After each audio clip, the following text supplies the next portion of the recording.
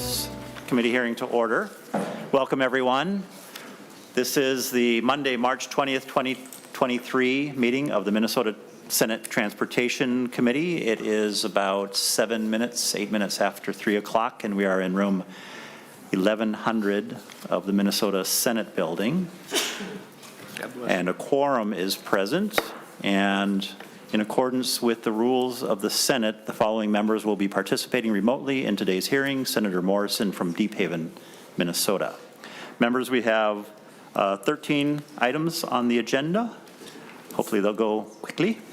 We'll start off with a bill that we laid on the table on Friday, Senate File 2591, pending resolution of some matters that came up during that hearing. So I will take Senate File 2591 from the table and welcome Senator McEwen to the table, that table. Welcome, Senator McEwen. Thank you very much, Chair Dibble. Thank you, members. Yes, we are back. We have had some discussions over the weekend, and I have an A6 amendment that I would like to move for the bill. It does address two of the concerns that were raised by MnDOT as part of our presentation of the bill. We heard two issues that were brought up by the agency. One was a safety issue. We have taken the suggested amendment from MnDOT to address that. And then the discussion that we had centered around trying to find an acceptable compromise, if you will, sort of middle of the road place where we could land and have as much cooperation and buy-in on this as possible, and I believe that we have achieved that with the language that we have. What it will do, Mr. Chair and members, is essentially preserve the status quo. So the entities to whom this bill will apply will be required to pay the relocation fee, but it will not affect our investor-owned utilities. It will not affect our co-ops. They will not have to pay that fee. So it preserves sort of the current status of things, and those discussions about the further adjustments to relocation fees can happen in a different place, but we'd like to be able to move this bill forward, and that was the compromise that we have. Thank you. Senator McEwen moves the A6 amendment. I see Commissioner Daubenberger is here. Commissioner Daubenberger, or did anyone else want to? I see Mr. Evans is here. If anyone wanted to speak to the amendments, come forward or not. That's Mr. Evans. Thank you, Mr. Chair, members of the committee. I'm Rick Evans with Xcel Energy, and we do support the A6 amendment and support the underlying bill as amended. So with appreciation to Senator McEwen for her work over the weekend. I think she hit the nail on the head here. Thank you. All right. Members, any questions or comments on the A6? Seeing none. All in favor of the A6, say aye. Aye. Opposed, say no. Motion carries. Members, anything further on Senate File 2591? All right. Senator McEwen, do you have a motion?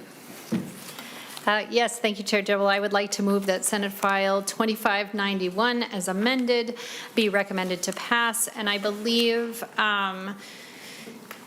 sent to the floor at yes, whichever so just to be clear, folks wondering why this is not going to Energy, we did speak with the Energy Committee, and they had wanted to see it if there were cost implications for the utilities. There are not. And so they were comfortable with not referring this bill to Energy, and we can refer to the floor. We may dual track it, but in any case, the Senate file itself will be sent to the floor. Any questions, members? All in favor say aye. Aye. Opposed say no. Motion carries. Thank you, Senator McEwen. All right, we'll move to Senator Kreun, Senate File 2470. Welcome.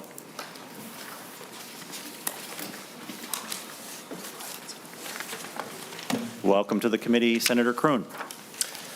Thank you, Mr. Chair and members of the committee. I'm here today presenting Senate File 2470. It's a very simple but important bill. It appropriates $7.5 million per year in fiscal year 24 and 25 from the general fund to the Met Council for additional sworn peace officers for the Metro Transit Police Department. I represent Blaine, Ham Lake, Lexington, and Columbus. Some people think, well, that's not a high transit district, but we do have the Northtown Transit Center there. We have the 95th Avenue 35W Park and Ride. And while maybe perhaps my district doesn't ride the rail as much as, say, Hennepin and Ramsey County, it was very surprising while I was outdoor knocking how often this issue came up at the doors. A common refrain I heard is that our transit, and particularly our light rail, is unsafe. And they might have heard it firsthand, secondhand, or through the media. They would tell me about the shooting they heard at the Nicollet Mall light rail transit station, or the stabbing on a bus line. But really one interesting door I had from a constituent who he was an operator on a light rail. And normally when you're at the door, it's, you try to keep it to less than 5 minutes. I was there over 45 minutes, close to an hour at this gentleman's door. And he, quite frankly, was at his wit's end. He was desperate. He needed somebody to talk to. He said that he felt unsafe every single time he went into work. He feared for his safety. He told me about open drug use, weapons, assaults that were taking place, vandalism and property damage. In his words, the light rail was being used as a toilet. And he said it wasn't uncommon for him to hear gunshots on any given night that he was working. And I was only a candidate at the time, but he seemed desperate and wanted something done. And I think whether people have experienced it firsthand or otherwise, crime on our transit system is keeping people from using the system. So like I said, this bill is fairly straightforward. I think it's an important bill. The statistics on our transit is, I think, probably well known to everybody on this committee. Crime is up from 2021 to 22, 54%. And I won't go through the litany of statistics because I'm sure you're all aware of it. But I thought a couple that stuck out to me was injuries per mile on our light rail system is 6.7 times higher than the national average. And we have the highest rate in the country of personal security events per mile of our transit system. And I thought those were unfortunate statistics, but statistics that we all can do something about. So what this bill does is it provides more police officers to make our transit system safer. And I did happen to watch Wednesday's hearing of this committee on Friday night, because that's what everybody does on Friday nights, is they watch transportation committee hearings. That is dedication. I did watch the whole hour and a half of Senate File 1049 that was discussed. And there's some really interesting things in that bill, but if the committee is going to move forward on that bill, it's my view that this bill is a necessary component of that bill. And Mr. Chair, I would just close with, however you choose to move forward on this bill, I'd appreciate your support and the support of the members of the committee. And I stand for questions. Thank you, Senator Kreun. Before we go to questions, I'll see if anyone else wants to speak on Senate File 2470 from the public. All right. Members to Senate File 2470. Thank you, Mr. Chair, and Senator Kreun. Again, I think this is a good bill.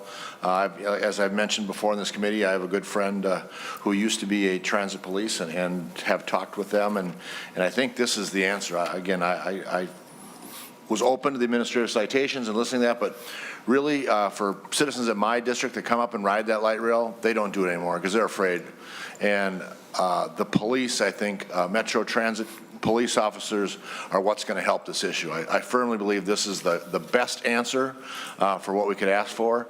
Again, I've listened to the other side, listened to administrative citations, but if I'm on that light rail and someone is going to do something to me, I want a police officer there, and excuse me, but with a gun. And I want someone that can be able to stop what someone may be doing against me.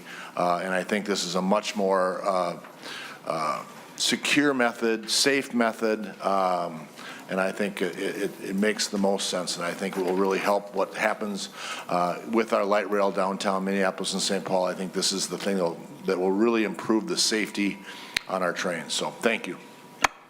Thank you, Senator Jasinski. Senator Lang. Thank you, Mr. Chair. I guess I have a couple questions, and I just maybe a little bit of a comment, because I appreciate some of the intentions of the chair just the week prior, and I'm sorry for missing that meeting. I did get to listen in on it, but you know, and it goes back to me, and when I was first elected, I had my wife and kids come down here, and they were so excited to ride that train up to the Capitol.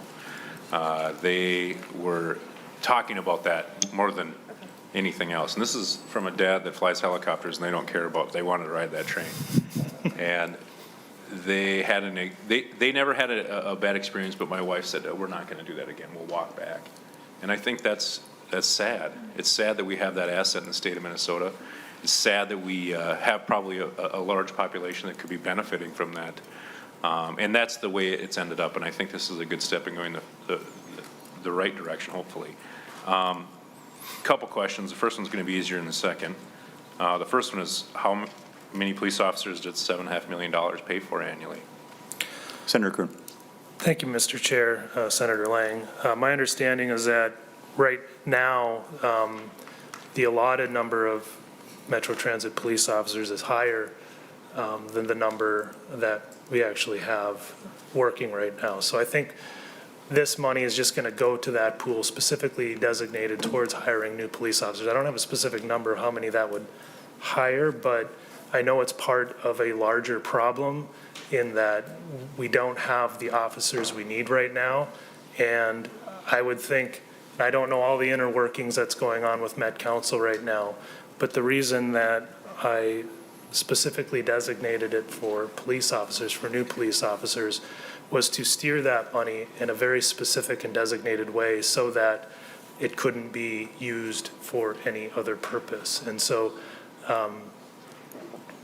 I think hopefully it probably won't get that number all the way up to the total allocated amount, which I believe is 171 right now. But hopefully it'll move us closer in that direction, get more police officers on the line, and to get it in a condition where it's safe for everybody to ride. Senator Lang. And the second question you touched on for just a split second there, thank you, Mr. Chair, was recruiting. Obviously, it's been an issue in the state of Minnesota. State Patrol, I think they were 17 seats short on their last graduating class. Minneapolis has really had a struggle trying to recruit their police officers, and even in my local municipality where they, I think they used to have 40, 50 applicants for a job. Now they're down to 2 or 3. That's a pretty substantial uphill climb for recruiting, well, for all kinds of industries in the state of Minnesota, but police officers in particular. The last couple of years, the profession has become, quite scrutinized. And is there a plan in place for Met Council? Or I know this is just an appropriation bill, but I think it's important to talk about the fact that some of that recruiting and retention sometimes deals with how much we pay our officers, sometimes deals with quality work they're providing, and the work environment for them. So I guess that's maybe just a big question. Is there a recruitment effort from Met Council or Met Transit that is going to bring some of these new police officers in? Senator Kreun. Mr. Chair, Senator Lang, thanks for the question. I haven't spoken with Metro Transit Police Department about a specific recruiting plan that they have. I do know that, like I said in my previous answer, they are struggling to recruit. And I think, this appropriation does not tie Metro Transit Police Department's hand on how they go about using it to recruit new police officers. And so they might have existing resources right now that perhaps they could use to retain their existing officers. That could be a component, and use this new appropriation to go ahead and hire the new police officers. Having said that, I fully understand the sentiment that financial resources alone isn't going to completely solve the problem when it comes to public safety and hiring the police officers we need, because every single agency across the state is having the same issues of recruiting and retaining law enforcement officers. But funding is one important component to that. And so with this appropriation, it hopefully will take care of that aspect of it. And, you know, there may be other aspects. And I think one thing too is once you have more officers patrolling the lines or at stations and kind of get this initial crisis under control, and the whole system becomes safer, that should help recruiting and retention as well, and that should feed off of itself. So that's what I hope that this appropriation would accomplish. All right. Thank you. Senator Carlson. Thank you, Mr. Chair. And, you know, we talk about this frequently, and we also talk about the difficulty in recruiting people. We've had, you know, I've had the state patrol and the sheriffs and everyone, my own police chief, try to tell me that we need to do something about recruitment. And now we're looking at recruiting some more people here. But the bill does say staff and equipment. And it makes me wonder, what are we going to do with the $7.5 million? And is there going to be some equipment? And I have not ridden the light rail enough to, in fact, I haven't ridden it to specifically look at what law enforcement equipment is on the train. And one of the things I'm thinking about is that, you know, some of these that you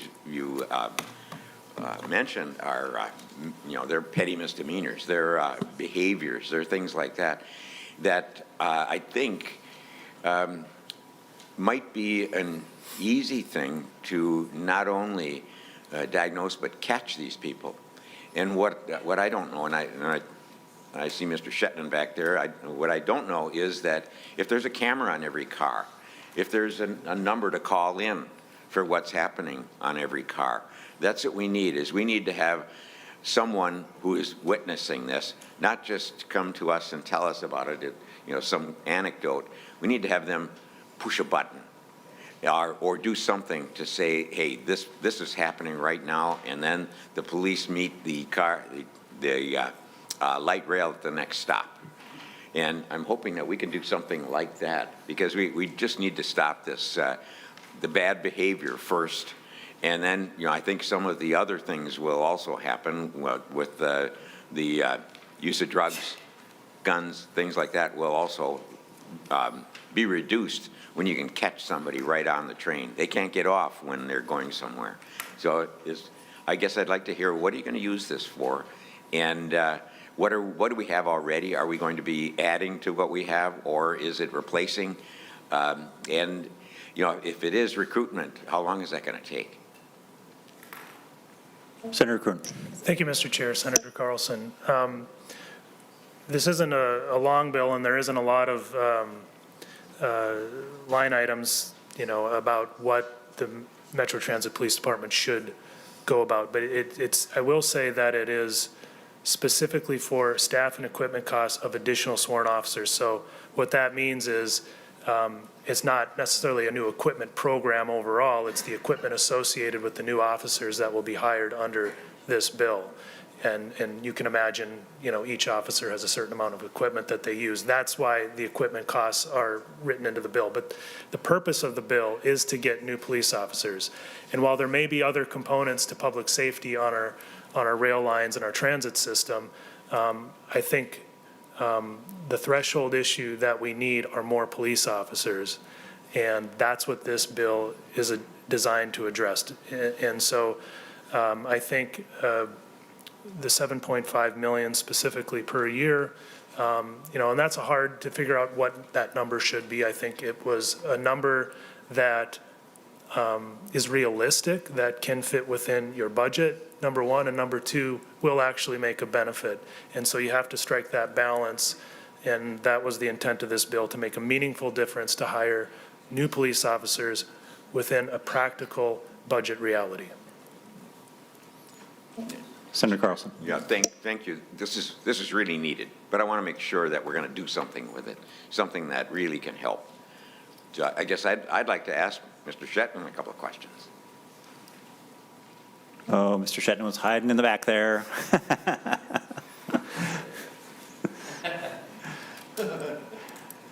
Yeah, Mr. Chair, it was hard to find him. Yeah. Welcome to the committee, Mr. Shetman.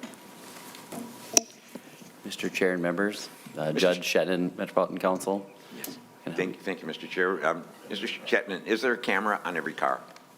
Mr. Chair, Mr. Senator Shetman. Carlson, we do have cameras on every train, car, and on every platform. And we also have a number of mobile cameras that we place at some of our LRT stations, and we are in the process of hopefully procuring some additional cameras as well. Thank you. Senator Carlson. Mr. Shetman, Mr. Chair. So when you say you're in process of getting more cameras, that's not part of this bill, or is it part of this bill? Well, Mr. Shetman. Mr. Chair and Senator Carlson, it is not part of this bill, but it could be. I mean, that is the potential if this bill were to pass. But the governor has recommended in the supplemental budget funding for 10 additional mobile units, and you may have seen those in for say downtown St. Paul at the downtown Central Station. There's a mobile camera right next to the platform. And one of the nice things about these cameras that we have on the platforms and on the trains is that we're able to establish probable cause oftentimes before the police are even arrive, because we're able to see the video or the criminal activity that has taken place. But I'm just going to add that we are leaning in on transit safety as well. We do have a major issue with being able to recruit our transit police, but to Senator Jasinski's point earlier, we believe that the administrative citations bill will complement this, and we agree that we need additional police. We're down, we have a complement, I believe, of 171, and we currently have about 100, maybe just shy of 110 police officers, so we're significantly low as far as that. And so the administrative citations bill that we discussed last week would complement that, where we'd have these non-sworn officers be able to have that presence, which gets to your point, Senator Carlson, about diminishing some of the other behaviors that we are trying to really avoid and make it more safe and comfortable for folks to be able to use the transit system. So we definitely see the pursuit of funding and finding additional police officers as a major component to this, but it's the administrative citations piece is to complement that as well. So it's going to take more work than just police officers. And thank you, Mr. Chair. I have Senator another Carlson. follow-up with that is I assume you have the cameras, you have the video that can be reviewed. Do you review that as just a daily occurrence, or do you review it only at the time when someone gives a complaint? Well, Mr. Shetman. Mr. Chair and Senator Carlson, I actually think it would be a great idea if we had the committee over to our transit control center, where we have all of the real-time cameras on our platforms and on our trains, that you can see how that works.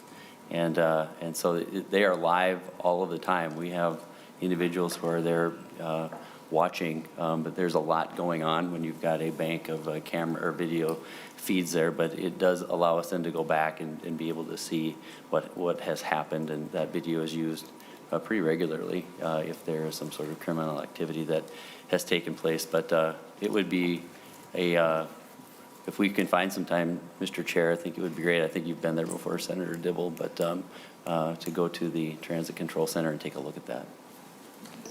All right, we'll have a field trip. Yep. And I just thought I would take this opportunity. You mentioned the governor's supplemental budget, and he included in that 3 components relating to safety on transit.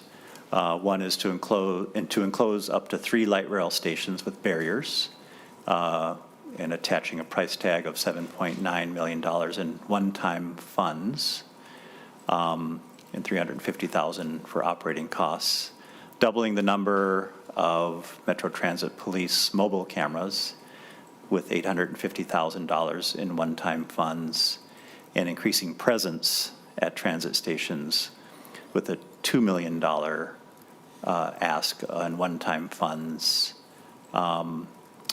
And I think that has to do with grants to community-based organizations similar to some of the elements in the bill I presented, as well as local governments. I think that would be county-based social services for that purpose. So those are all great, great initiatives, including my bill, which I think is a great initiative, complements what Senator Kreun is trying to accomplish as well, because we have a lot of things we need to do because the situation is absolutely dire on transit. Senator, were you done, Senator Carlson? Done enough. All right. Senator Jasinski. Thank you, Mr. Chair and Mr. Shetton. And I have been at the Control Center. I did tour that, so it was very, very interesting tour. And I heard you say, asked about the cameras, Senator Carlson said, and you said on every train and every car. Is that correct? So every car has one, or just every train has a number of cameras? I couldn't quite pick that up. Mr. Shetton. Mr. Chair, Senator Jasinski, it's every platform and every car. Every car, okay. So following on to Mr. Shetton, thank you, Mr. Chair. So if dispatch is watching, and again, there was a huge bank full of cameras, so I understand it's tough to watch all those, but if their dispatcher sees something and they have to dispatch someone out to them, I mean, how often do they actually catch that person in the act of doing something, or how many times do you send someone there and by the time it's done? So, and the reason I'm asking is, so if we had more officers, wouldn't it be better to have the officers there? Because again, I've tried to review, digital camera photos on actually in a restaurant, and they're doing things like that. So I know it's very difficult to go back and do that. So if we had more police officers, wouldn't that be easier to catch the crimes going on in person versus trying to watch it on cameras? Is my question. Or what's the success rate of watching cameras and actually apprehending somebody? Mr. Shetton. Mr. Chair and Senator Jasinski, I agree with you. The issue that we're having is that we are down such a significant amount of police officers that we aren't able to have as much presence there. And it's not because we aren't trying to be as creative as we can in order to recruit. Law enforcement officials, there is a major need for those all across state and local government, and we're competing for the same folks.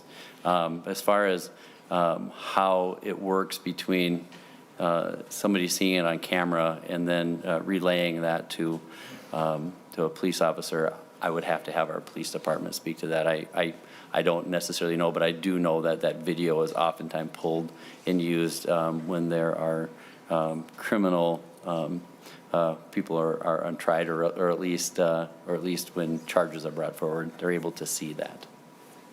Thank you, Mr. Chair. Senator Jasinski. And then just a follow-up again. So, and I've tried to be open-minded on the administrative citations and complimenting, and with the police officers, but if I were in charge of the program or in charge of the administrative people there, do you feel there'd be a safety concern for them being dispatched to something that could be happening like that with no weapon and no real, I don't say backup, but it seems like me, if I had my son that was going to work at administrative citations, I'd be scared for their life if they're going to go in and try and break up something, some criminal activity, without having the use of force with them to have that with them. I guess that would be my concern of sending an administrative citation officer out to something like that happen and not having them armed. Well, Senator Jasinski, the initiative is mine, so I'll respond. That's not how those folks would be used. I mean, they would be able to discern.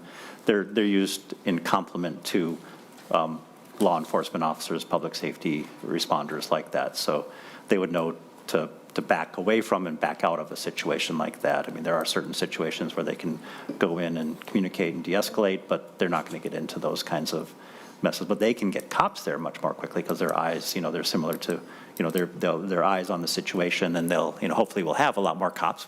Senator Kreun will be successful, and they'll have a lot more cops to call on, and there will be a lot more police around to respond appropriately to those kinds of dangerous situations. Okay. Thank you, Mr. Chair. And thank you, Mr. Shetton. Thank you. Senator Her. So thank you, Chair DeBoe and Senator Kreun. I just have a question. Does this dollars amount going to training of officer to well respond and de-escalate certain situation and being able to attend to mental health members, or trespasser that are at the near edge of mental health? Is the funding going through that as well? Senator Kreun. Thank you, Mr. Chair. Senator Her, thank you for the question. This particular bill simply addresses the hiring of more police officers. Now, these police officers have to be sworn peace officers in the state of Minnesota and meet all the criteria to be that licensed peace officer, which would include some of that training. But this bill does not focus specifically on training. That could be another component of this if there's training specific to Metro Transit needs. That would be for you all in the committee to determine. This bill is specifically to get the dire need of more police officers hired. Okay. Thank you. Thank Senator. you, Senator Kreun, and Mr. Chair. I know it's a great need to have officer now, but I'm just kind of state out there that we need well-trained officer as well. There's situation happen all the time. We can be a precision angel where, officer cannot be precision angel where, they handle things very well. People make mistake, but over the years, you see so many incidents that are mishandling, and there's an incident happening in St. Paul where an elderly man was shot, not far from 10 yards, maybe the visual doesn't show whether he's hold a knife or not, but mental health is clearly one of the issue there. And I don't know if judiciary or whether this year we wanna put resource into that area so that our officers are well trained and also be able to protect themselves as well. But most importantly, well trained so they can put human life in a high regard. I just want to make a statement. That's all, Mr. Chair. Thank you, Senator Herb. All right, anything further, members? All right, Senator Kreun, final word. Thank you, Mr. Chair and members of the committee for this opportunity. I'd also like to thank my co-authors on this bill, Senators Pratt, Limmer, Coleman, and Gustafson. And I did thoroughly enjoy watching last Wednesday's committee, the bipartisan nature, the back and forth between the members. And I hope that my bill can complement 1049 and enhance it and provide those additional police officers that I think everyone agrees are needed for Metro Transit. So thank you for the opportunity. Great, thank you. Thank you for the presentation.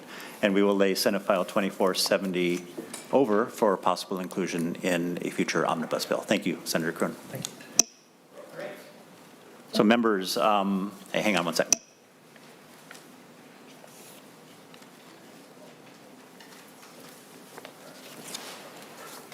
Senator Lang, you are here to present Senate File 2562, correct? That is correct, Mr. Chair. All right. Welcome. Well, good afternoon, Mr. Chair, and as you can tell, we're running a little thin if we're going to a third stringer for this bill.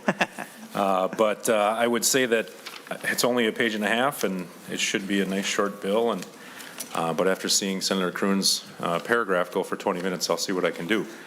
So it's 2562. I did sign on to this bill with Senator Coleman and Senator Jasinski. This is in response to the OLA audit that had some recommendation. This is one of those recommendations as it comes forward. So as you can see in subdivision 1A, pretty much starting on line 1.16 is really the meat of the bill, Mr. Chair. If a proposed light rail transit facility will entirely located within a single metropolitan county, the governor must designate the county board of that county as the intended entity responsible for planning, designing, acquiring, constructing, and equipping the facility. So really what it's doing is it's giving a little bit of power to the local, having a little bit of local control on these large-scale projects that are happening within the county. So, Mr. Chair, that's kind of the gist of the bill. I guess I'd stand for questions. All right. Thank you. I do know we have at least one person who would like to testify to 2562. Is that correct?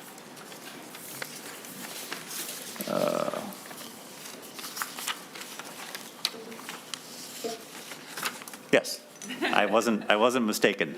Welcome, Commissioner Green. Hello. Thank you, Mr. Chair. Welcome to the committee. Please introduce yourself for the record and proceed.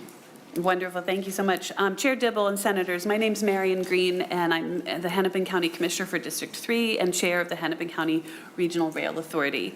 Thank you for the opportunity to testify today on Senate File 2562. Quality transit is key to building vibrant and connected communities, increasing access to jobs, reducing racial disparities, reducing congestion, combating climate change, and providing travel options for everyone. Hennepin County seeks to serve our residents by investing in a comprehensive transit network with high-frequency transit lines like light rail and bus rapid transit that meet the needs of our diverse communities. Light rail projects are generational investments in our region's transportation system that leverage billions of dollars from the federal government for Minnesota. They not only employ thousands of good-paying construction jobs in the construction and supplier industry, but they also ignite economic development along the corridor. In fact, more than $9.2 billion in development has been built near existing and planned light rail stations in the region, with more in the pipeline. Transitway investment makes our region more competitive for the jobs, talent, and investment of the future. Many of our peer regions like Denver, Seattle, Phoenix, and Austin, Texas are investing in modern rail transit systems. These same regions are luring Minnesotans away in the process. High-quality and reliable transit is also essential to combating climate change and building a more equitable future for our state, providing a cost-effective way for low-income families to access jobs, education, and all of the other necessities of life. 2 weeks ago, I testified before this committee on the bill for an elected Met Council because we need to increase credibility, accountability, and effectiveness. We share the frustration in the cost overruns associated with the Southwest project and appreciate the work of the legislative auditor.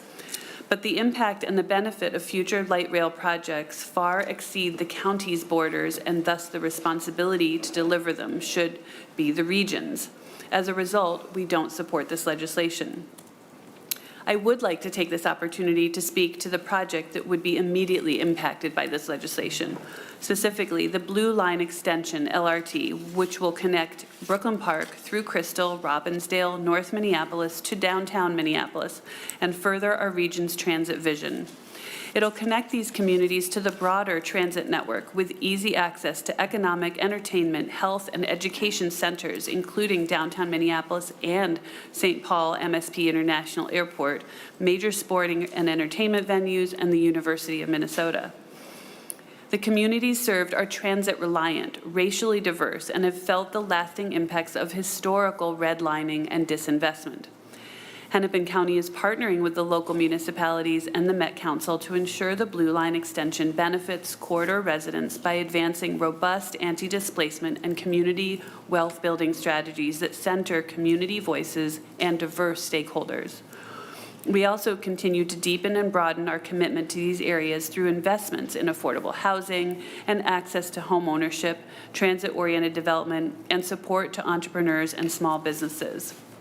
Now is the time to invest in the transit projects positioned to bring transformational benefits to underserved communities, our region, and Minnesotans.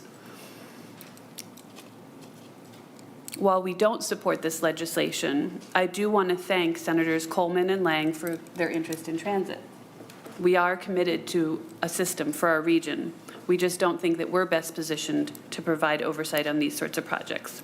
Mr. Chair and members, thank you again for the opportunity to testify on this legislation. Thank you so much, Commissioner Green. Would anyone else like to testify to Senate File 2562?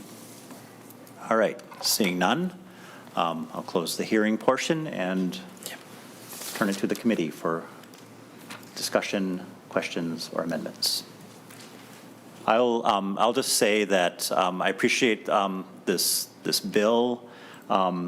This would be the first, and you'll see a couple of other bills on the agenda today in what I think is an important discussion that we opened up.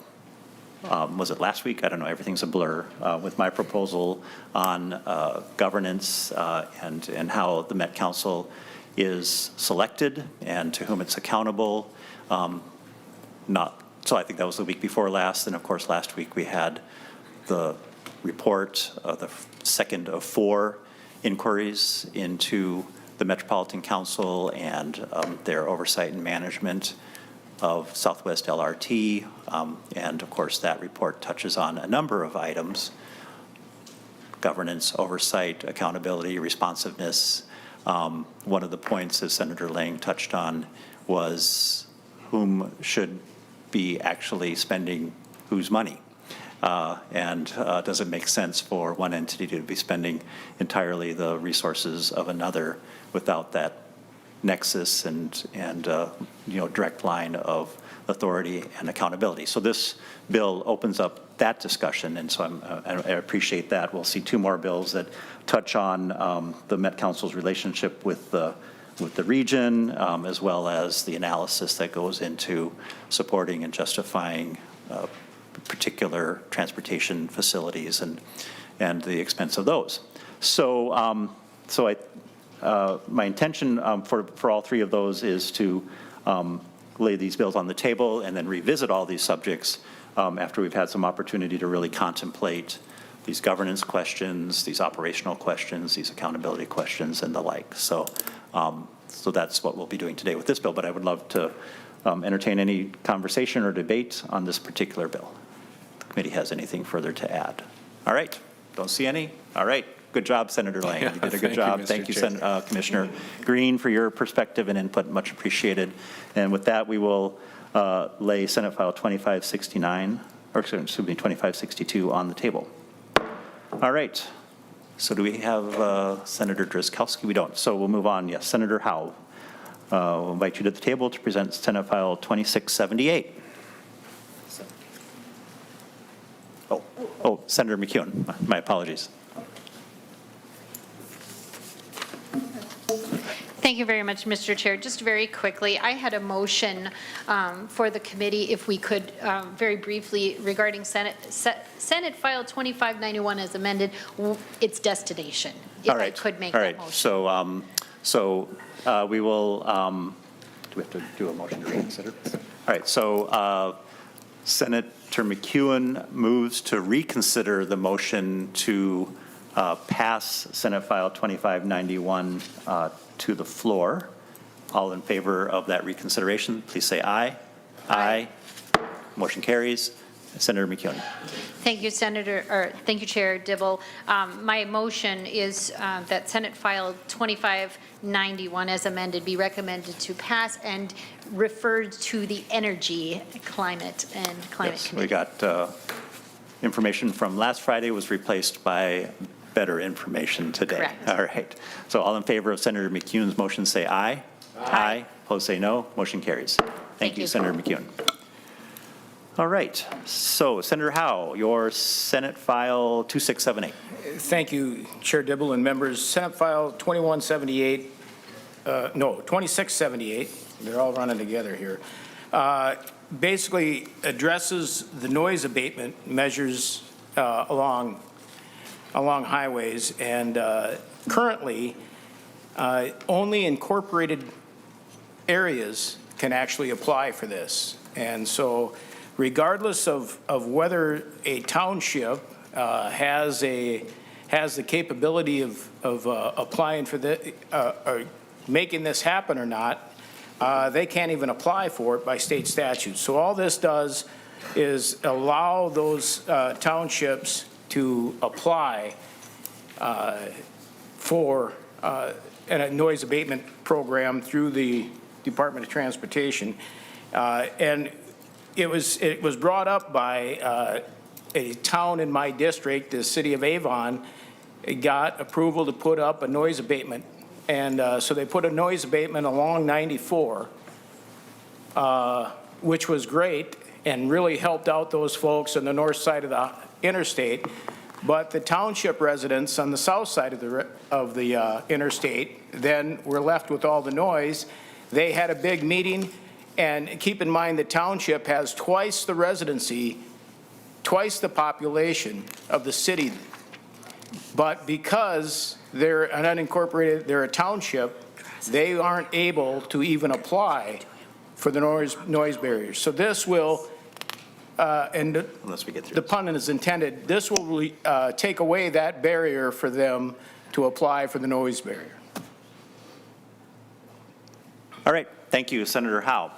Questions? Oh, would anyone else like to testify on Senate File 2678? Oh, Senator Mr. Harris. Mayor Harris. Welcome. Thank you, Mr. Chair. Good afternoon, members. Shep Harris on behalf of the Minnesota Association of Townships. Thank you, Senator Howe, for bringing this bill forward, and Senator Howe couldn't have said it any better. Just these unintended consequences of these sound barriers reflecting noise off into the township, and if the township so chooses, then they can work with MnDOT to have a similar sound barrier erected. So I would just encourage, Mr. Chair, members of the committee to move this bill forward in the legislative process. We appreciate it. Thank you. Thank you. All right, anyone else? All right, members. All right, so seeing no further discussion, Senator Howe, I think we can move this to the floor, if you'd like to make that motion. Thank you, Chair Dibble. If we could move Senate File 2678 to the floor, I'd appreciate that. All right. So Senator Howe recommends or moves Senate File number 2678 be recommended to pass and referred to the Senate floor. All in favor say aye. Aye. Opposed say no. Motion carries. Thank you, Senator Howe. Thank you. I hear Senator Jasinski is on his way. All right. Well, Senator Howe, if you can go quick, we'll I don't know if this one's going to be quick, Chair. all right. I'd like it to be as quick as that one, but we'll see. All right.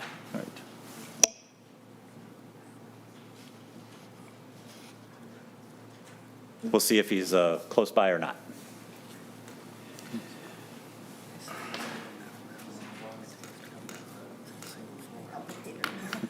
All right.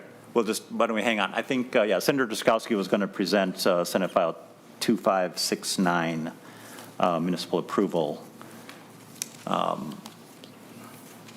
rumor was that he was very close.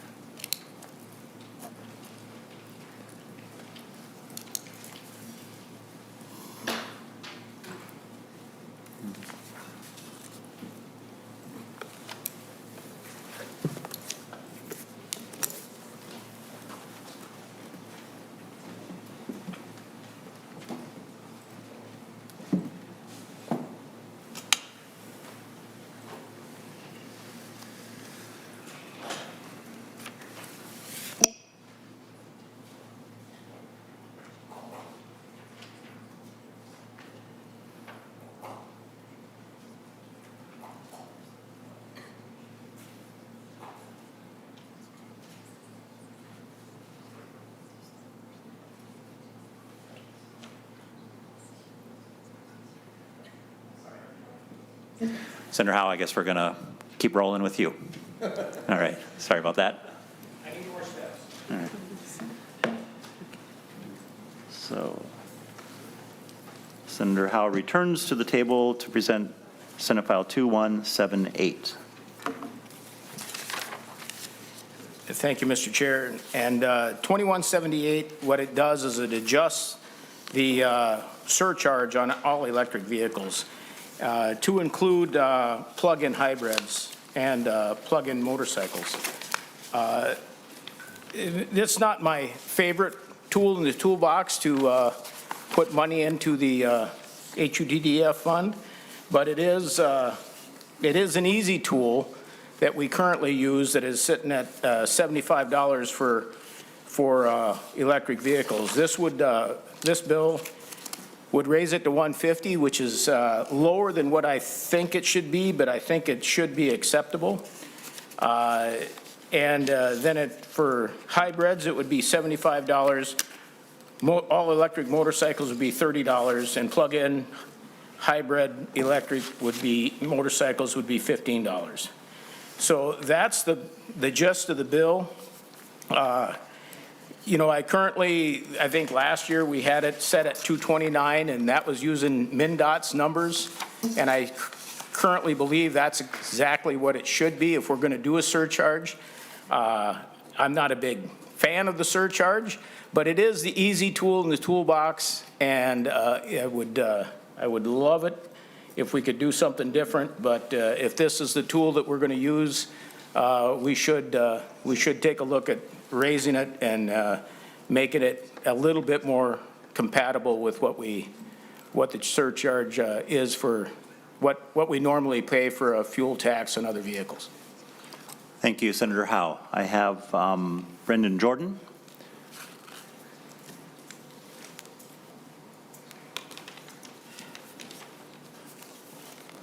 Welcome to the committee, Mr. Jordan. Mr. Chair and members, my name is Brendan Jordan, and I represent Drive Electric Minnesota. I'm here to offer some concerns about this proposal, and I want to thank Senator Howe for meeting with us on this issue in the past, and I recognize that this is a bit of a complicated issue to address. Drive Electric Minnesota is supportive of having electric vehicles pay their fair share to maintain roads and bridges. We, as a partnership, actually supported adding the $75 EV fee when it was first adopted. What I'd like to highlight for the committee is committee members should have a report from the Alliance for Transportation Electrification, and what that report addresses is what role EVs are actually playing in reducing revenues to the highway user trust. And the reality is that EVs are having very little impact. The major contributor to declining gas tax revenues is the increasing fuel efficiency of gasoline vehicles. And EVs are unlikely to play a significant role for quite some time. And increasing EV taxes is not likely to be a significant source of new revenue. At the same time, we have a huge influx of federal dollars to invest in EV infrastructure. EVs are a very small part of the market today, but one that we expect to grow. So, all in all, what Drive Electric Minnesota would like to see is a balanced and fair approach, one that addresses the fundamental driver of declining gas tax revenue, which is really the rest of the vehicles and not the EVs. We'd also like to see an approach that takes into account the fuel efficiency of EVs. EVs are a very fuel efficient vehicle. And just raising taxes on EVs, which are the most fuel efficient, but leaving alone hybrid vehicles and a variety of other high fuel efficiency cars, treats EVs separately and differently from other vehicles without really addressing the issue. So those are some of our concerns, Mr. Chair, and again, we are happy to be at the table in figuring out an equitable solution. Thank you, Mr. Jordan. All right, Senator Lang. Thank you, Mr. Chair. I guess before the testifier leaves, do you know on average, I know we've done this math how many times in the Transportation Committee, gas tax is largely how roads and bridges in the state of Minnesota are funded. I don't think it really matters whether it's an EV or a gas-powered vehicle, that the wear and tear is probably similar on the road. What on average does a gas vehicle pay on an annual basis? Maybe the answer to your question is of what a balanced and fair approach is that you take those gas tax dollars that the average petrol-powered vehicle does, you take it, divide it by the number of miles traveled in the state of Minnesota and all registered vehicles, and you say, on average, registered vehicle in the state of Minnesota pays yada yada amount, and that's what the EV tax is. And I think that's a pretty balanced and fair approach. Does anybody have any idea what that looks like dollar-wise? It's 229. That's what we figured last year. Senator Howe, Senator Howe knows, yeah. Sorry. We were all ready to answer that one. So, when it comes to an electric, sorry, Mr. Chair. Certainly. When it comes to an electric vehicle proponent such as yourself, wouldn't that be a fair and balanced point to start at? Mr. Jordan. Mr. Chair, Senator Lang, thank you for the question. And I think this is the issue, that people don't drive an average vehicle. People drive their specific model of vehicle. And the difference between a Toyota Corolla and a Ford F-150 is pretty vast in terms of what they actually pay annually in gas taxes, because it's the factors are how many miles did you drive, what's the fuel efficiency of your vehicle, and what's the gas tax. And so this proposal would just say, you know, EVs, you're just going to pay the average, regardless of what your actual EPA certified fuel efficiency is. EPA does assign a fuel efficiency factor to EVs. The result is, you know, if you assign that, they'd be paying not very much, right? But the same is true for fuel efficient gasoline vehicles. They're also paying considerably less than that average figure. And so our objection is to just isolating one class of vehicle, having them move up to the average, when all these other vehicles that are below the average would not be adjusted in the same way. And Senator Mr. Chair, Senator Lang. thank you, Mr. Chair. So I guess the other way that other states do this is they do it by weight, where all of a sudden EV, the fuel efficiency aspect of it is kind of out the window when you start talking about weight. Wear and tear on the roads, obviously, you're going to have probably a little bit more. So I guess maybe the question to you as an advocate for EVs is, how do you propose taxing in a fair and balanced way that is on par with what a standard, you know, whatever that average may be on the state of Minnesota? If the vehicle gets, you know, I think when we did this math a year ago, it was about 20 miles a gallon, about 15,000 miles annually, give or take. That's what we came up with. So wouldn't that be, you know, a good road to start with when it comes to EVs? As yeah, we were representing a smaller portion of the vehicles on the road, we understand that, but as that number, and then you look at it every year and you say, you know, now vehicles are getting 25 miles to the gallon, maybe that fee will go down or will be perpetual with what the trunk highway funds look like. So I guess the question is, what would you propose? Mr. Jordan. Mr. Chair, Senator Lang, you know, I think it's a complicated question, to be honest, and I don't want to get beyond this bill, and there's another bill with another methodology that's proposed later in this hearing. Our thought would be, you know, having maybe a study process is needed to look at the different options and try and reach a conclusion about the best approach going forward. So, That's coming. well, so just for my part as the chair, you know, the reason we have this bill and the next bill on the agenda is the same reason we had the Coleman bills, is to open up an important conversation that we need to open up, especially as we're moving towards budget proposal next week. So you're free to opine, anyone's free to opine and add any good ideas to the mix, because that's what we're trying to do here, is surface creative ideas. Senator Jasinski. Mr. Chair, and thank you, Senator Howe. And again, we've had a lot of discussion over my last 6 years. I know we've talked about it, and I think 75 is definitely too low.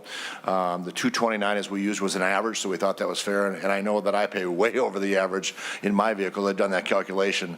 And we've talked about weight-based, we've talked about mileage-based opt-in or opt-out. At a conference I went to down in Indianapolis this last summer with Senator Newman was a good way of starting it. At least would start that way the electric could opt in or opt out. So if they felt they were traveling less than that average of the 229, they could opt into something else and then go mileage based. But I know at that time there was some security concerns over tracking and things like that. But I know the MnDrive system is set up to allow for that if we wanted to do that.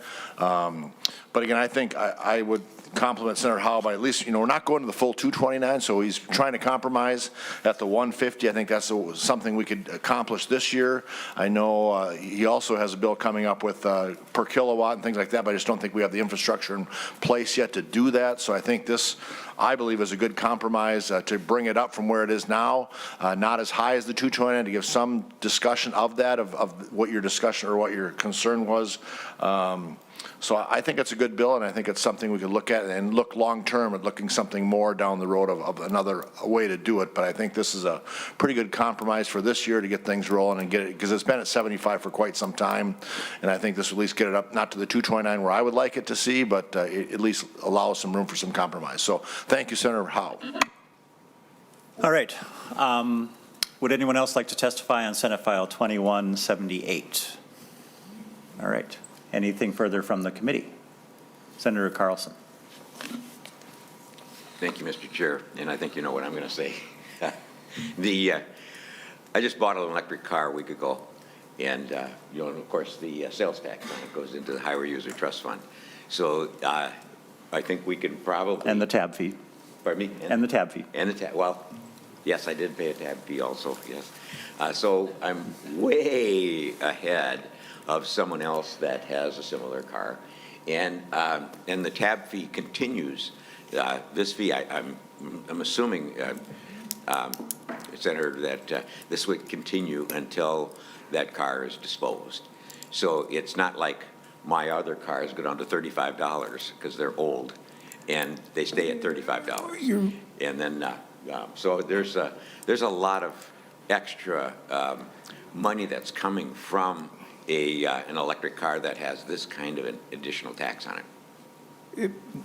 Senator Howe. Chair, we just heard from Senator Port a week or two ago about how she bought an electric vehicle for $30,000. The vehicle I bought, I bought a vehicle in 2016, I bought a vehicle in 2018. Both of those were far exceeding $30,000, and they both are gas vehicles. That registration fee that you're paying on that vehicle is no different than the registration fee on any other vehicle. And, you know, it doesn't make any difference if you decide to drive a Lexus or a Lamborghini, or you decide to drive a Tesla or a Ford or a Chevy. The registration fee is based on the MSRP. So that's a decision you make. And then as far as, I had a MnDOT employee email me, they went from a vehicle, a gas-powered vehicle, to an electric vehicle. They figured they saved $250 first year on gas tax alone. So I don't think you're way ahead on paying for those fees. I think in many respects you're way behind and you're saving a good ton of money. And that we're not trying to penalize EV drivers. We're just trying to make it a good, fair process so you basically contribute to the wear and tear and the contribution to the road maintenance that we need, because those potholes aren't going to go away just because you get off on not paying what I believe is your fair share on the fuel tax. And that's all we're trying to do, is make it a fair process. And if we don't get this process in place now, when there's very few EVs, it's going to be much, much more difficult when we implement it later, because the pushback from the citizens that are driving the EVs are going to be, there's going to be more of them, and you're going to hear a bigger outcry, and it'll be harder to do. So we need to put in the infrastructure now to make this process work. All right. Thank you, Senator. Senator Carlson. Thank you, Mr. Chair. I guess my issue is that I am, you know, my car was a little bit more, and so it's really there is a lot of money to it. And yes, there's a savings, and in fact, here's my window sticker, and it says that I'm going to save $4,000 in fuel costs over 5 years. So yeah, there's some savings there. But I do have a problem with paying a lot more each year for the tabs, and that it doesn't go down. I'm real good with a nominal fee, but then when you talk about, you know, damage to the roads, we're ignoring the big trucks. We're ignoring the big trailers, the big RVs that are heavy, and yeah, that's something that I think we need to address too. I like the vehicle miles traveled personally, and I think we can do that, but it's still going to take some more effort. All right. Thank you, Senator Thank you, Carlson. Mr. Chair. Anything further, Senator Howe? I'll have the comments on the next bill. Thank you, Mr. All right. Chair. All right. So anything further, committee? All right. So with that, we will lay Senate File 2178, just the beginning of a conversation about electric vehicles and how they might pay for transportation infrastructure, over for possible inclusion in a future omnibus bill. Senator Howe, interrupt your momentum a little bit and call up Senator Drazkowski to present on behalf of Senator Coleman Senate File 2569. Welcome, Senator Jasinski. First visit to transportation, right? It All is, right. Mr. Chair, Happy to have you here. So please proceed whenever you're ready. Well, Mr. Chair, I have Senator Coleman's Senate File 2569 here, and I am not an expert on this bill, Mr. Chair, but I'll do the best I can. I've just started to work on it. I know that Senator Coleman had mentioned that there was some level of frustration with communities not understanding the plans or not having any input or level of input that is necessary of the plans to bring these guideways into their communities. And Mr. Chair, there's an A1 amendment that's a delete everything amendment that maybe you want to entertain. All right, so Senator Jasinski will move the A1 amendment. I think it's in your packets. I've just made a mess of my packet, so I don't see mine.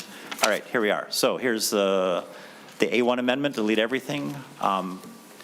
Moved by Senator Jasinski. All in favor say aye. Aye. Opposed say no. Motion carries. All right. So, Mr. Chair, just reading the bill, the first part of page 1 really looks at definitions and makes the definition specific and clearly specific to guideway and not to light rail transit. And you will see that there is a provision at 1.19 that looks at a public hearing process for the preliminary plans that's required of the project proponent that's bringing the project forward. Further down on page 1, there's a local approval of at least 30 days before the hearing portion that the physical design must be presented to the local community. And then within 45 days after the hearing, the local jurisdiction must review and approve or disapprove of the route. And then on page 2, you see additional provisions, Mr. Chair, that provide direction around the preliminary design and giving the community the ability to provide input into that, and then eventually to revoke that design if it doesn't meet what they hear in their hearings with their people. There's 2 sets of hearings here as I see it, Mr. Chair. And the bill itself is applies to all current and future guideways with the exception of the Gold Line and Purple Line bus rapid transit projects. That's the bill to the best way I can describe it, Mr. Chair. Great, thanks. Did an excellent job. Thank you, Senator Jasinski. Would anyone like to testify? I think we do have someone on the list here. Mr. Tim David would like to testify on the subject. Please come forward.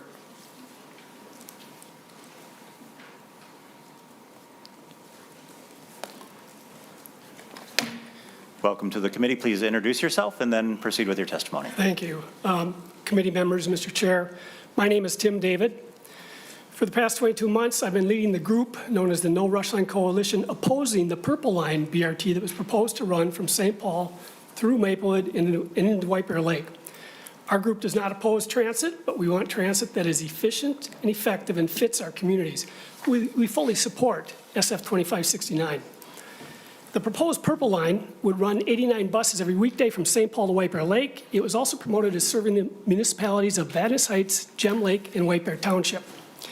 The cost was estimated at $474 million over 5 years ago, and it would involve building a fixed bus guideway on top of the existing Bruce Vento Trail in Maplewood, which is a top 10 regional trail, and has over 400,000 annual users that walk, bike, or jog on that trail. In 2018, the Met Council came into White Bear Lake and gave a sales presentation and asked the public attendees to select which option was preferred for the location of a station in downtown White Bear Lake. Many in our community came out of that meeting sensing something did not feel right, and we finally hit upon it. The Met Council never gave us an option for no station. This is an example of how we in the communities feel punched in the gut. A local attorney started an online petition in 2018 opposing the project. A few months later, over 4,500 people had signed that petition from multiple communities. When it became apparent the Met Council was not listening, our group was formed in 2021. We held numerous public forums, rallies, pop-up events, our versions of public hearings which had not occurred, to inform the public about this pending project. As the public became more aware, the response was overwhelmingly opposed, and it resulted in the following municipalities passing motions or resolutions opposing the Met Council project: City of White Bear Lake, City of Venice Heights, City of Gem Lake, and the City of Maplewood. The key message in all of this is, however, it just doesn't matter. Because as current and former legislators told us early on, there is no state law that can stop the Met Council from doing what it wants to do. The Met Council can choose to disregard any or all of these municipal resolutions opposing the project. We understand that now, and it is frightening to the public in these communities. The thousands of folks that we talk to and listen to in our communities are much more in tune with the unrestrained power of Met Council over their communities, and these folks are not happy. SF 2569 would provide much more accountability from the Met Council to these municipalities so greatly impacted by these large proposed projects. Thank you. Thank you, Mr. David. Would anyone else like to testify on Senate File 2569? All right, we'll close the hearing. And committee, any discussion? Senator Jasinski. Thank you, Mr. Chair. Again, we've had discussion of the Met Council and the, either being appointed or elected, and we've had this issue with this, and I think this is a good bill. I know the A1, I think, is pretty much the compromise that we reached from last year with the language. Again, being a previous city council member and a mayor, I think the local control thing is good, and we've already brought up the issue that the Met Council seems to be sometimes overpowerful. So to have the local elected officials have a good voice for this and weigh their input, I think is something great that we should be promoting. So thanks for the Senate File 2569. I think it's a great bill and urge your support. All right. Thank you. Members, like before, my intention is to lay this bill on the table, revisit all of these subjects, hopefully in the not too distant future as we talk about, the package of both operational issues as well as oversight and governance issues with the Met Council. But I'll just say for my own part, I also appreciate the opportunity to discuss some of the issues that are raised in 2569, having some experience with the Met Council who seems impervious to input from local community leaders and citizens. I have a trove of documents, emails, memos, generated by my office, my counterpart's office in the House, as well as a lot of documentation from citizens who have tried to influence, provide really, really good information that had the agency been able to hear and receive, and had the apparatus to be sensitive to information, the antenna to able to take in input.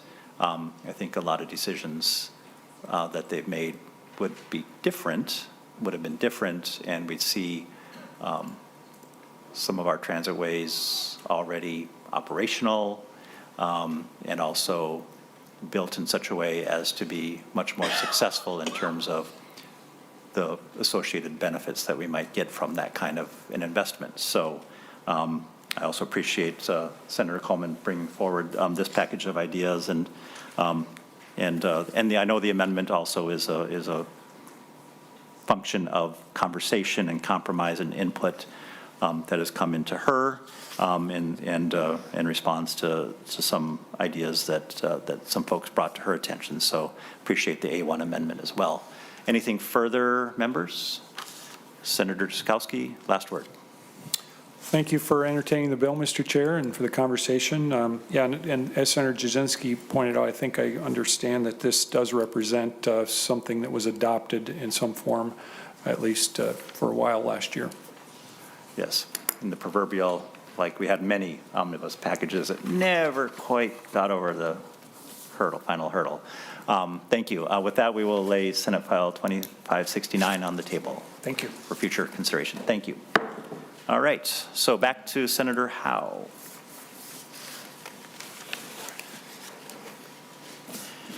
Senator Howe now has Senate File 414, no, 2855, 2855. sorry.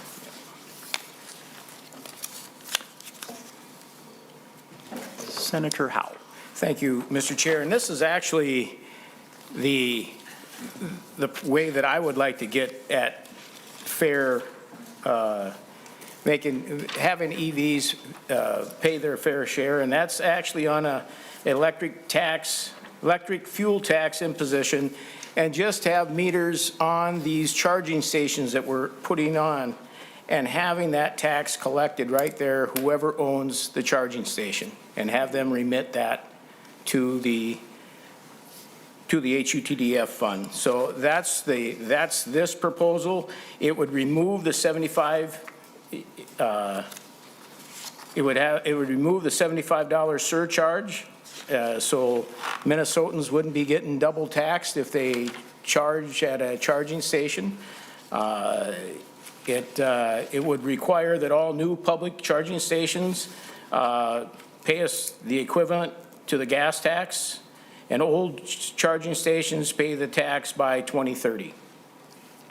So this doesn't cover residential. I do believe that we should probably do something to where we do that by stubby pencil on the, you figure out how many miles you drive and apply the tax and send it in on with your income tax. I think that would be a fair deal, just like those of us take a business deduction usually on a similar fashion. We just believe that this is a better way to do it. I believe that I worked hard on trying to come to a resolution on this last year, but this would not have the utility companies involved. It would be just that whoever owns the charging station would be paying that metered charge. So that's the bill, Mr. Chair. Great. Thank you, Senator Howe. So signed up to testify, I will read in order. Margaret Donahoe from the Transportation Alliance, Brendan Jordan from Drive Electric, and Bentley Graves from the Chamber of Commerce. Welcome to the committee. Thank you, Mr. Chair. For the record, my name is Margaret Donahoe. I'm the Executive Director of the Minnesota Transportation Alliance. So we would like to thank Senator Howe for all of his work on this. We do actually support both bills, but I wanted to call attention to this one in particular because, like Senator Howe mentioned, this is a preferred way, I think, to have electricity treated just like all the other fuels. We do have in state law currently a tax on special fuels. So not just gasoline and diesel, but compressed natural gas, E85, M85, propane, any other special fuel. We have figured out a way to tax those fuels. Electricity is the one that has stood out. And as the discussion has been, you've heard, the revenues that are dedicated to the Highway User Tax Distribution Fund are not doing as well as projected earlier. So we are concerned about the stability of the revenue into the Highway User Tax Distribution Fund going forward. And with the advent of more infrastructure for electric vehicles, more sales of electric vehicles, we're concerned that this problem will be exacerbated in the future. We do know that under the IIJA, Minnesota expects to invest about $68 million in federal funding over the next 5 years, along with the 20% non-federal match of $17 million in electric vehicle charging stations. So this will, of course, make the situation for charging vehicles much more stable, and we expect to see more people take advantage of these. So we just want to make sure that they're also contributing to the use of the roads. Currently, 30 states charge an EV or hybrid vehicle fee to compensate for the lack of fuel tax collected from these vehicles. So this is an issue that is widely recognized around the country. And so we applaud Senator Howe's approach this way, given Minnesota's constitution that requires that any fuel used to propel a vehicle has to be deposited in the HUTDF and used solely for a highway purpose. So we think that this will provide more stability going forward. Thank you. Thank you, Ms. Donahoe. Next up, I have Brendan Jordan and Bentley Graves.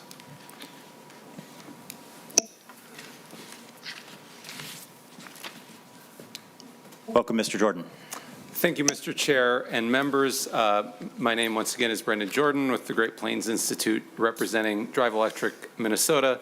A few comments on this proposal. First of all, I think it's worth emphasizing that 80% or more of electric vehicle charging occurs at home in unmetered, unmeasured places where it is hard to estimate how much. And I know this bill only deals with the remainder, but it is just worth noting that this, EVs are a pretty small part of the fleet today, and this is a very small part of EV charging. So we're concerned about this proposal and that it would impose, I think, a lot of implementation challenges, administrative costs for relatively small revenue benefits for the state.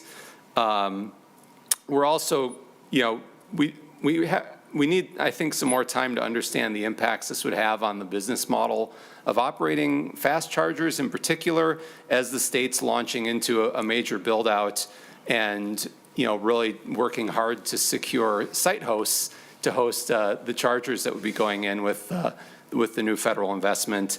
5 cents a kilowatt seems pretty high to me. I'm not sure how that number was arrived at, but considering it's maybe a half to a third of the cost of energy, which would seem high if you thought of gasoline in the same way, being $1 to $1.50 a gallon gas tax. Finally, we do have some equity concerns as well about adding a particularly high tax on public charging, given that we know that many people will depend on public charging if they do not have charging available at home, don't have the luxury of a garage where they can put a cheap level 2 charger. Thank you, Mr. Jordan. Mr. Graves. Thank you, Mr. Chair and members. My name is Bentley Graves from the Minnesota Chamber of Commerce, and just given the number of bills on the agenda today, I thought I would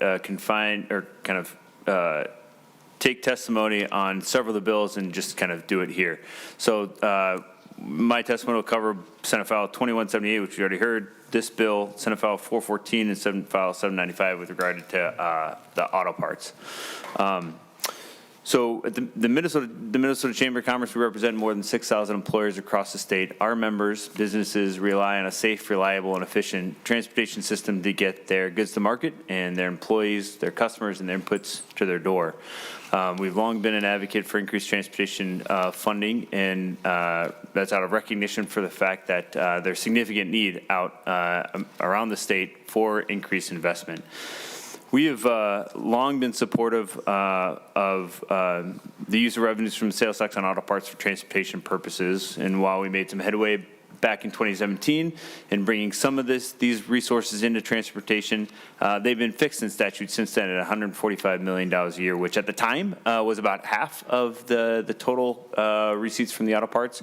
But because it's a sales tax revenue source that grows over time, that fixed number statute has steadily become less and less a percentage of that. So today it's about $145 million, or I'm sorry, about 45% of the total auto parts receipts. By 2027, it'll be just about 40%.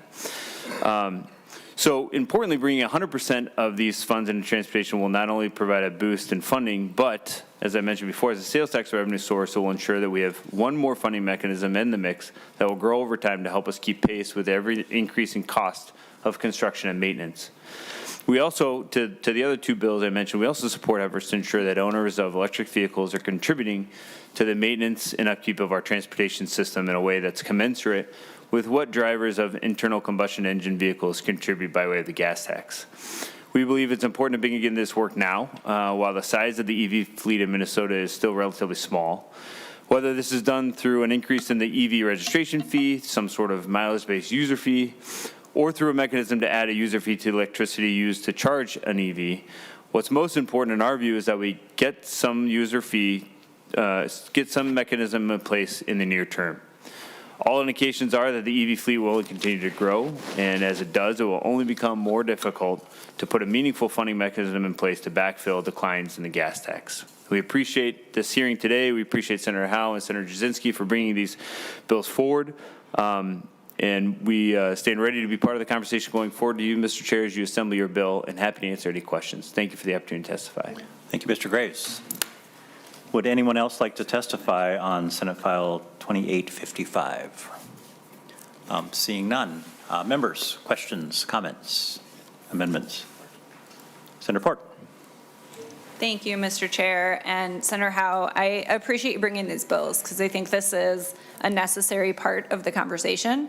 Since I bought my car at the beginning of the year, I would have paid $0 if this was the law because I've charged my car at home every time. And we have solar panels on our house, and like I'm able to offset that cost because I own my home and things like that. So I would worry about some of the things that the testifier brought up, that it is, I guess it feels a little regressive to me because people who own their own homes and who are able to buy the more expensive version, who can drive longer, who don't have to charge as often, things like that, would be less likely to pay this tax, whereas those who have the shorter battery life, who live in apartments, things like that, are more likely to pay it.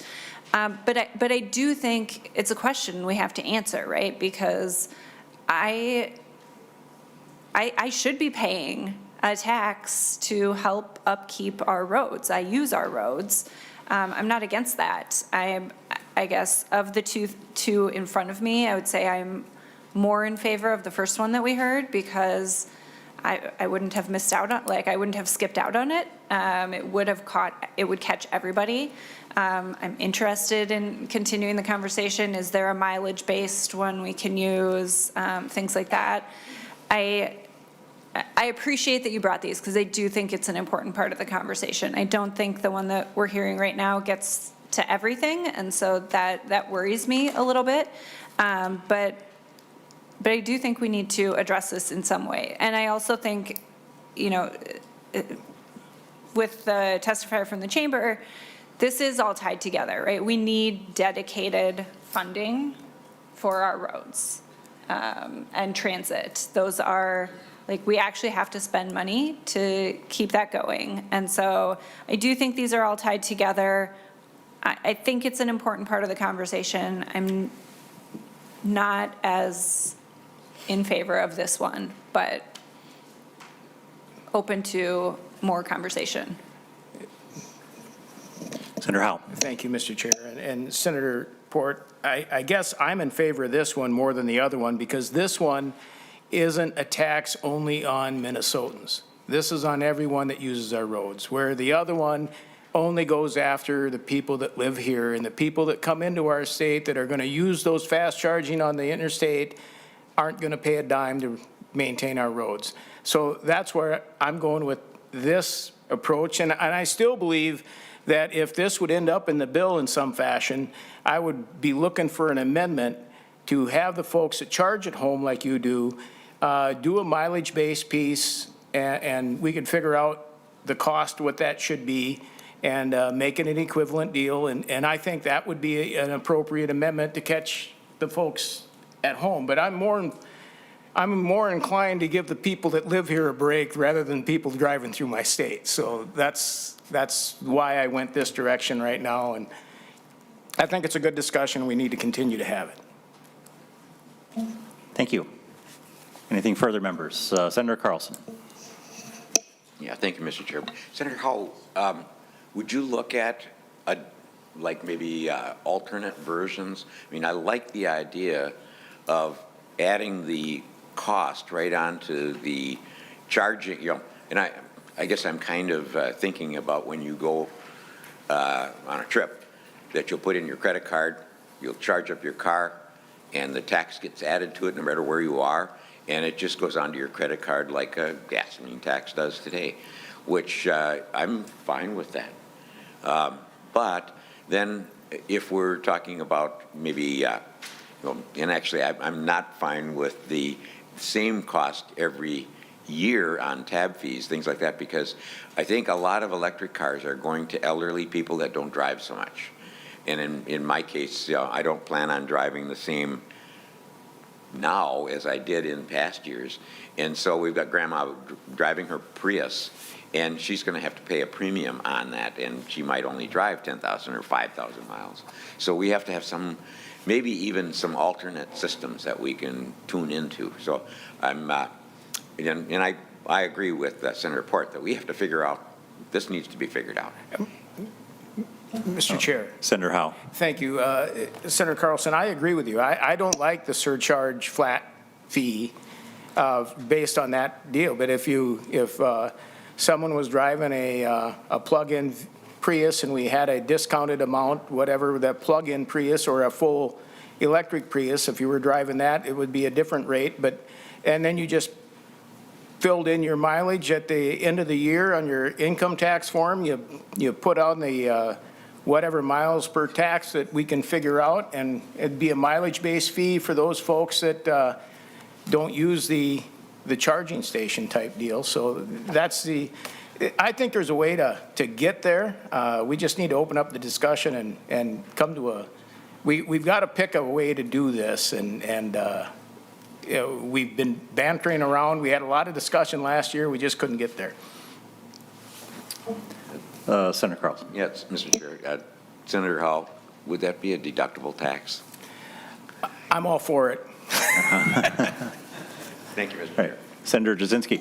Now, thank you, Mr. Chair. And Senator Carlson, I just want to follow this. It would also hit other people. So there's people that also have collector cars or cars they drive just in the summer, and some of them are high valued. And I have an example. I use one of my cars 2,000 miles a year, and it's a collector car, and I pay the motor vehicle sales tax and the license tabs fees. And if you look at those per mile, it's very, very high because of those things so well. So if we're going to fix this, there's lots of different angles of how you could make it a little bit more equitable to the damage done to the road. So thank you. All right. Thank you, Senator Jasinski. All right. Anything further, members? Senator Howe, final word on this. Thank you, Mr. Chair. And I just believe that we need to take a good look at this. We need to continue the discussion and come to a conclusion. And for the sake of our road network, we need to put those funds into the HUTDF. Great. Thank you. With that, we will lay Senate File 2855 on the table, or lay it over for possible inclusion in a future omnibus bill. Senator Howe and Senator Jasinski, with your indulgence, we might jump. I think Senate File 723 will go quickly, and Auditor Randall is here, so we want to get her on her way. So, Senator Howe, you can just stay there, and we'll take Senate File 723, and then we'll revert back to, and we're going to take Senate Files 414 and 795 together. So, Senator Jasinski, Senate File 723.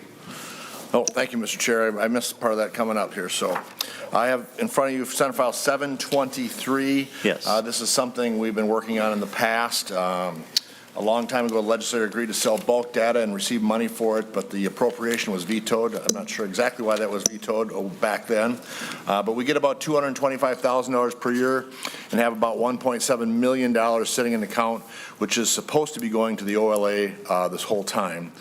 This gives money to the OLA for auditing, and they said that this would give them the option to hire 2 additional staff. So I don't think it's a very controversial bill, but it kind of fell through the cracks in the state gov bill in 2021 and 2022 when the whole budget collapsed. So with that, I'll turn it over to our testifier and discuss it, but look for your support on Senate File 723. Thank you. Welcome to the Transportation Committee, Auditor Randall.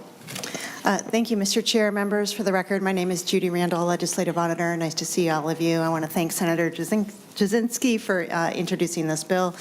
As Senator Jasinski said, this was put into place in 2014, and at that point, the governor vetoed just the line that appropriated the money to us. So the funds have been accumulating in this account since then. I will note, though, that the 21 legislature did vote to transfer 1.2 million of the money that is sitting in that account to the general fund effective July 1 of 2023. So the remaining balance will be about 300,000, give or take, and then it is estimated to accumulate around 225,000 each year. And as Senator Jasinski said, we would use those funds to support 2 additional auditors to do work throughout the year. Thank you. All right, thank you, Ms. Randall. Would anyone else like to testify on Senate File 723? Members, any questions? All right, Senator Jasinski, you can move this bill to finance if you so desire. Thank you, Mr. Chair. I'd ask you to approve Senate File 723 and forward it to finance. All right, all in favor of the motion, say aye. Aye. Opposed, say no. Motion carries. All right, so now Senators Jasinski and Howe will present variations on a theme in Senate Files 414 and 795. Well, thank you, Mr. Chair and members.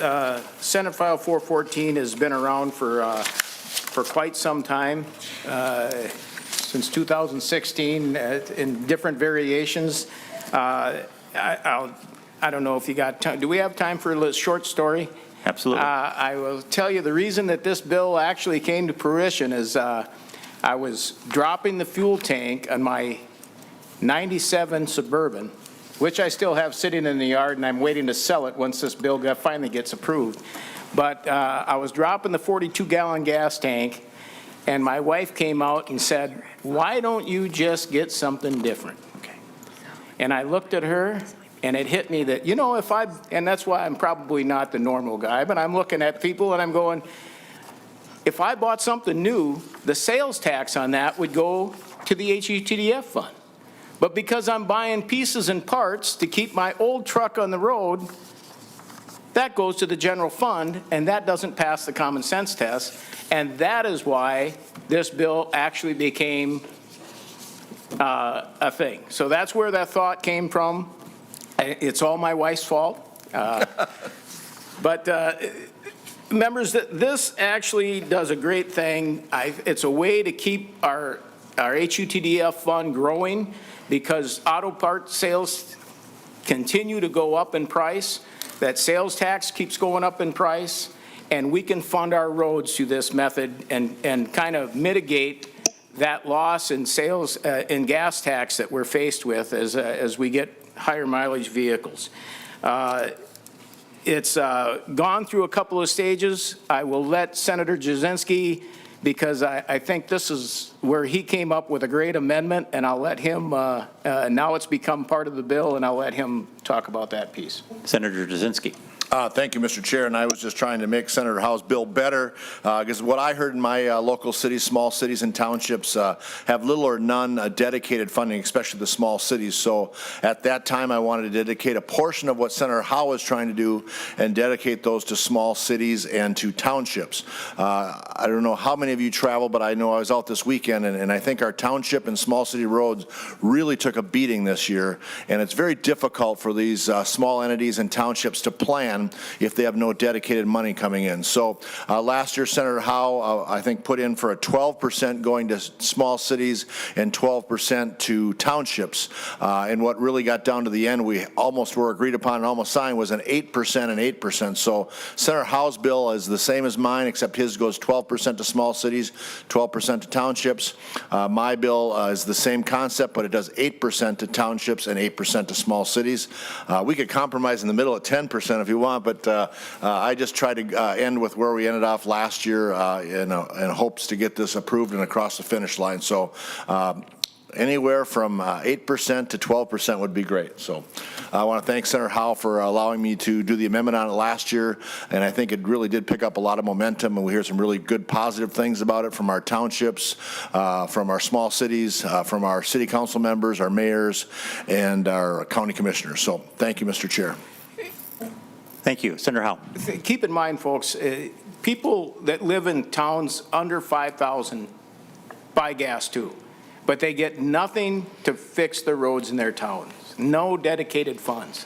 So they're all, and this is, to me, this is a property tax reduction bill, because what it does is it allows those small cities to actually not rely on property tax to fix their roads. So members, this is, I think it's crucial that we take care of our small cities and our townships because they are struggling to maintain their roads. Thank you. And Mr. Chair, can I just add one other thing, because I just got my property tax statements the day before I came up here, actually on Friday. And if you look at least in rural Minnesota, if you look at your tax statement and you look at townships, how much money they get each year on the levy is very, very small. And I know they have to use every single dollar of that for the roads because it's so small. So, and it's not working, and the roads are getting so much out of repair. And if we could just get some more funding into them, they could be much better. So thank you.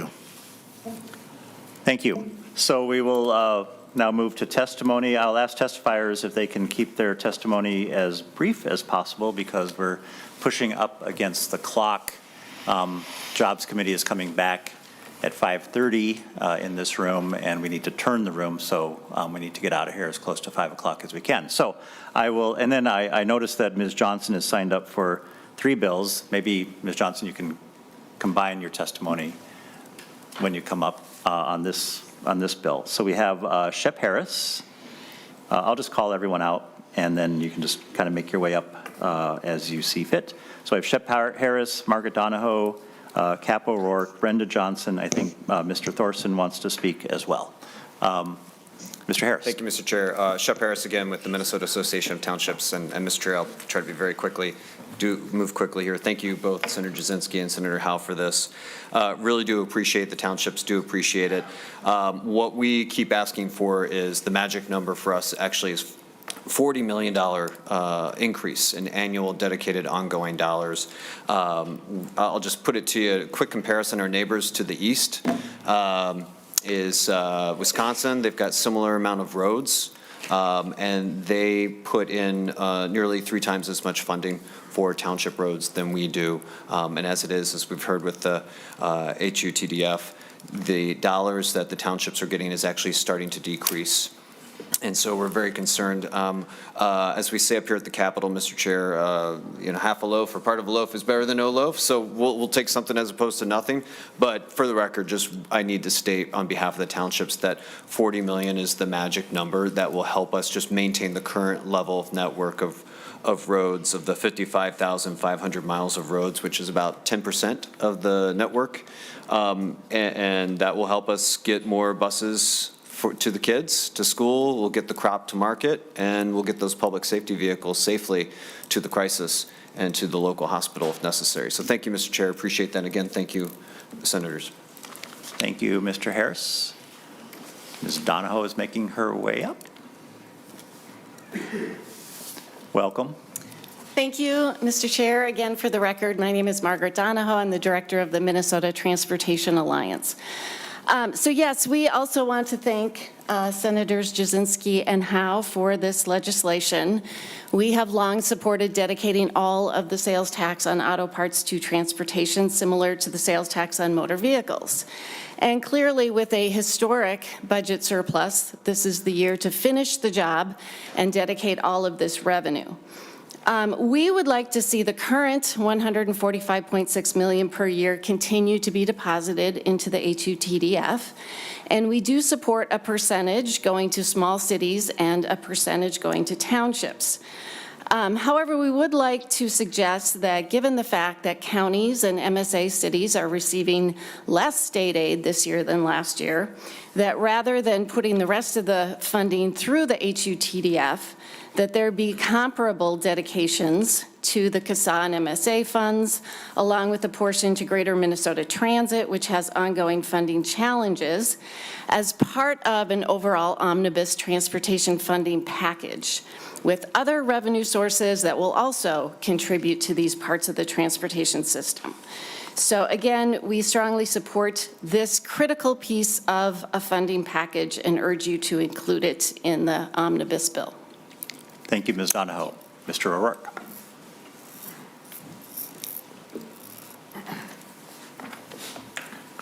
Mr. Mr. Chair, members, my name is Cap O'Rourke. I'm the Executive Director of the Minnesota Association of Small Cities. We represent the nearly 700 cities who have populations under 5,000, including both in the greater Minnesota, but also the over 50 cities in the Twin Cities metro area that have populations under 5,000. As was mentioned before, none of these cities get dedicated state funding for their transportation needs.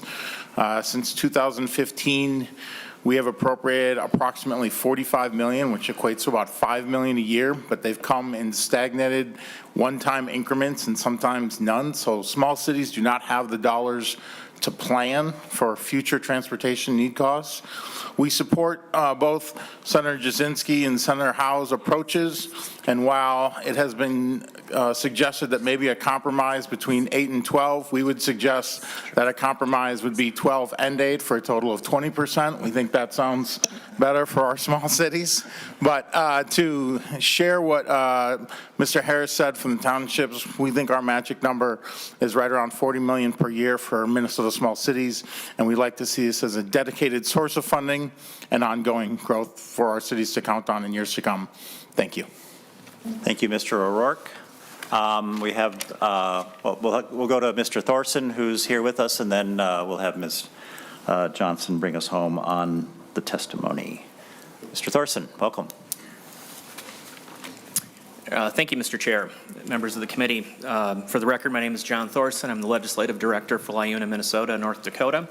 We're Minnesota's infrastructure union, representing more than 13,000 skilled construction laborers who build and maintain the roads, highways, bridges, transit, and critical utilities that allow our communities to thrive. I'm here today to support both Senate File 795, Senate File 414, which would dedicate 100% of the sales tax collected from auto part repairs to addressing our transportation infrastructure needs. Minnesota has what's approaching a $30 billion gap over the next 20 years to keep up with our current transportation system. Committing 100% of the sales tax on auto parts and repairs will make us safer, create thousands of family-supporting construction careers, and boost our economy. Our needs are great. In fact, the American Society of Civil Engineers has graded our roads a D+, our bridges a C, and transit a C-. Passing these proposals can accelerate repairs to the over 600 deficient bridges and nearly 5,000 miles of highway rated in poor condition. Again, this proposal will launch and maintain thousands of high-quality, family-sustaining, prevailing wage jobs for tradesmen and women all throughout the state, and we're very excited about the career and economic inclusion opportunities this will bring to Minnesota's construction industry. Registered apprenticeship programs support critical efforts that increase participation of women, people of color, veterans, and others not participating in the economy to their full potential. The statutory dedication of the auto parts and repairs sales tax will create a more reliable and ongoing funding source to address our critical transportation needs.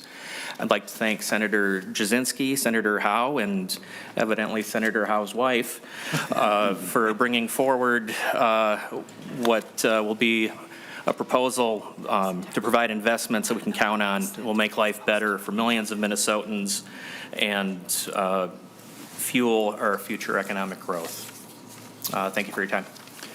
Thank you, Mr. Thorson, and members. Not included in your packet, but posted on the committee website also is a letter of support from LIUNA. All right, and I see online we have Brenda Johnson. Please introduce yourself for the record and proceed with your testimony.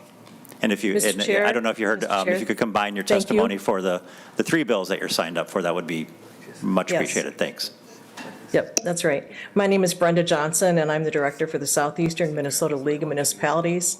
We cover the 11 counties and the most southeast portion of the state, and we have cities of all sizes that are members of our organization. There are 101 cities in our part of the state, and almost all of them are members, and they voted to support the concept of funding for small cities under 5,000, but we had cities larger than 5,000 voting in favor of this in our organization.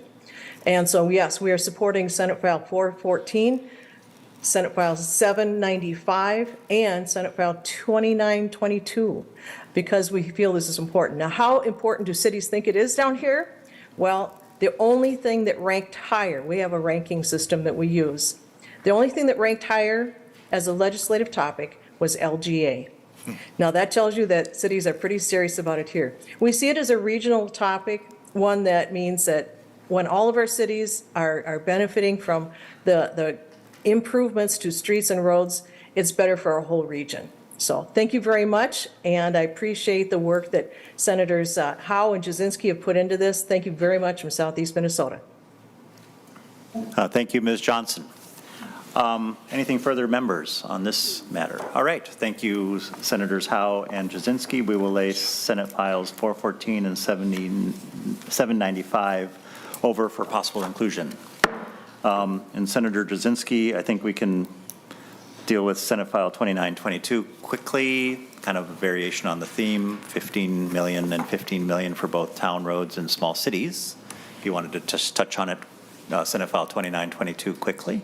Thank you, Mr. Chair. Yes, Senate File number 2922 is basically what I call an insurance policy. If we can't pass the auto parts sales tax, at least we can get some funding for them. For this year, as I said, it's tough on the roads. We're seeing them in bad condition because of weather. So this is basically an insurance policy. If we can't get the other policy, this would at least give them an appropriation to help with roads. And at that, I'll keep it as short as I can, and I look forward to you supporting that. And I'd make an amendment, an oral amendment, to change those values higher because I know they want more money, but I think we can do that at another time once you get your target. So. Right. Very good. Thank you. Appreciate that. Anything further, members, on 2922? I think we've gotten all the testimony. We will lay Senate File 2922 over for possible inclusion. All right. So we are going to try to get through Senator Jasinski's final two bills quickly as we can because staff is anxious to turn the room. So Senator Jasinski,